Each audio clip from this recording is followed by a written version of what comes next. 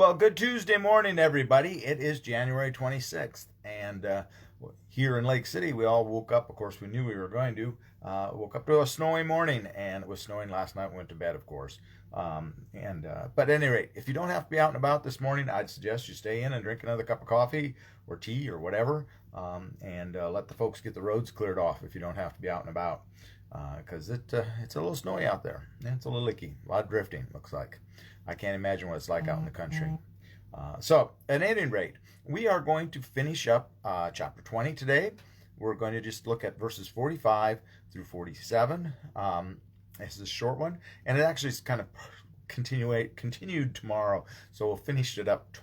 There's kind of a second thought about it tomorrow. I guess a way to put it. I guess. At any rate, so let's just jump right into it, and we'll get this one wrapped up and move on, because I need to move some snow away from the front door in case Clint gets in here. He's snowed in out in the country.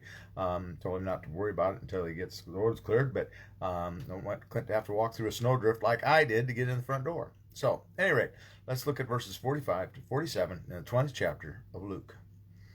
In the hearing of all the people, he said to the disciples, "Beware of the scribes who like to walk around in long robes and love to be greeted with respect in the marketplaces, and who have the best seats in the synagogues and places of honor at banquets. They devour widows' houses, and for the sake of appearance say long prayers. They will receive the greater condemnation." Okay. Now, as we said yesterday, here he makes sure that everybody's hearing him, right? And this is particularly aimed at the scribes, it seems, this attack. Beware of the scribes who like to walk around in long robes and love to be greeted with respect. They want the best places in the synagogue. They want the honors at the banquets, places to eat.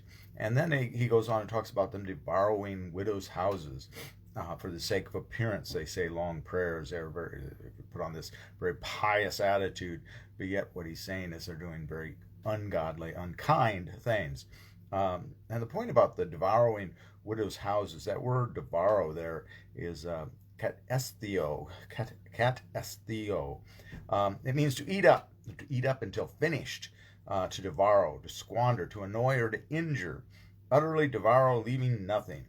Rapturous, voracious appetite, leaving only ruination without hope of recovery, or even leaving remains. Excuse me.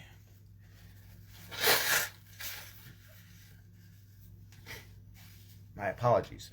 Anyway, so what that's getting at is that there seemed to be the scribes weren't paid per se, okay? And so the scribes, in order for them to live, they kind of went around by finding people to support them, much like the rabbis. And one of the things that seemed to be an accepted behavior was for them to latch onto a widow that's husband had died and had no children, and they would show up at the widow's house, and of course they're honored members of society, and so the woman would be obligated to feed them and to serve them a meal.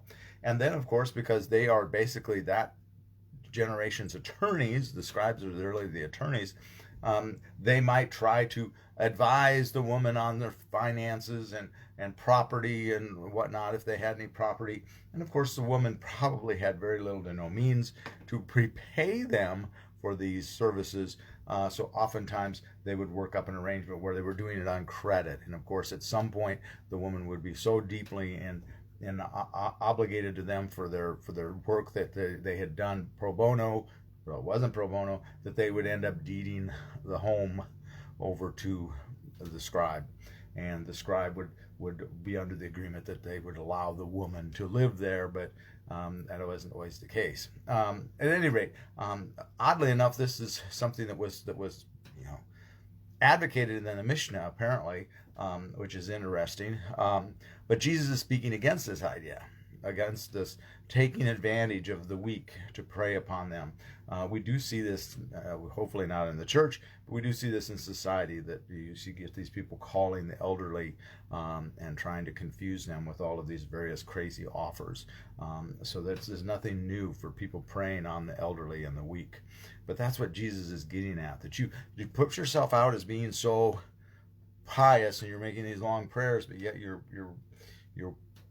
picking on and you're leeching basically off of those that are the most vulnerable. So, be careful that what you say and what you do are not completely the opposite. Don't act like you're so godly and kind and loving. And the widows are the ones you're supposed to, the poor and the widows and the orphans who you're supposed to be taking care of. You're not supposed to be leeching off them. So that's what Jesus is getting at here. So with that, I'm going to let you go, and I'm going to go grab the scoop shovel and clear the sidewalk a little bit so that Clint can get in here.